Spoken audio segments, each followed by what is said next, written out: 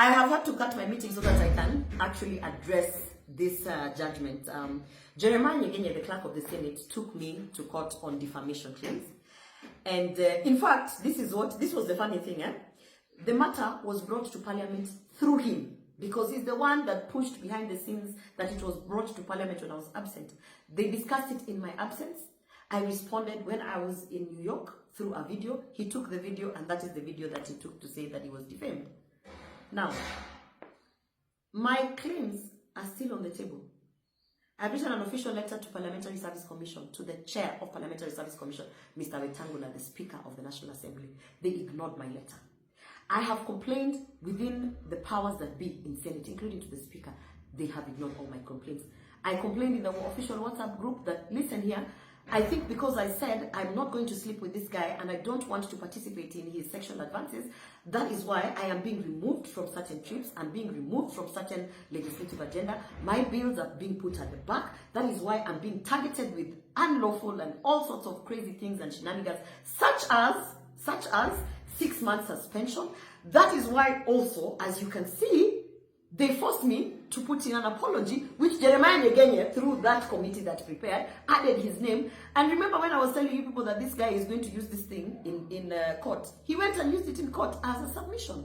Now, I am a believer of the judicial system, and I do believe that as much as there are many legal loopholes that criminals, rapists, murderers are using to win cases, I do believe in the judicial system. That is why I have placed an appeal. I am going to appeal this judgment that has come out. I've had people saying, oh, 10 million, oh, when it rains, it pours, I don't know what. The machinery that is even being used to push this narrative is the UDA machinery that is actually supporting people like Jeremiah Nyegenye to continue with these things that they are doing in Parliament.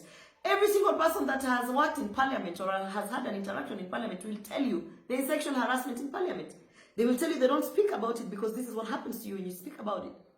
So, and I mean, we are living in the times where we have seen even politicians being put on platforms and being told, turn around so that we can see your behind. This is a culture that somebody has to say no to. And I know that there's a price to pay to say no to that. And I'm willing and ready and capable to pay the price, because I was raised as a person who does not exchange sexual favors for whatever. That is not how my father raised me. And anyone who has been in my space knows, in fact, wanasema unajiringa, unajifanya, but that is not who I am.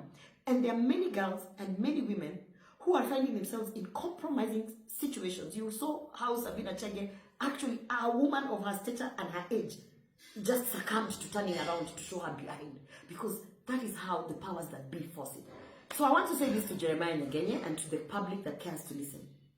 No one has investigated.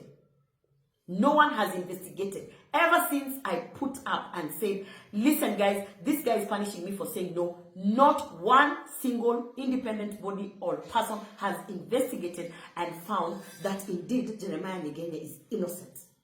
The only thing you have to do, even beyond investigations, as the public, why is the Senate refusing to put public the travel reports? Let Kenyans see who has been traveling, how much they have been using in the travel, how frequent they travel, who they travel with, and what that means to the taxpayers. Because the moment they put out the travel report, you will see Jeremiah Nyegenye in a plane every day with someone and someone and someone. And those are people who are playing ball.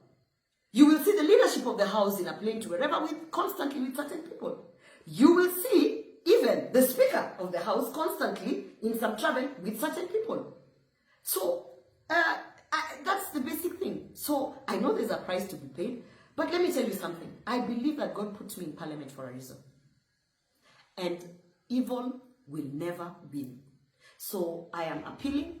That is my position. I'm appealing in what has happened. I know that he used the legal loophole, and now he's pushing UDA party machinery and minions left, right, and center to push a narrative. But Jeremiah Nyegenye, there's no single investigation that has cleared you of sexual harassment. And that is the fact. And the Senate has not carried out any investigation. Do not lie to Kenyans. And Kenyans, ask for the travel report so that you can see how your billions of Kenya shillings is being spent in exchange of sexual favors and trips. Yeah, that's what I have to say about this.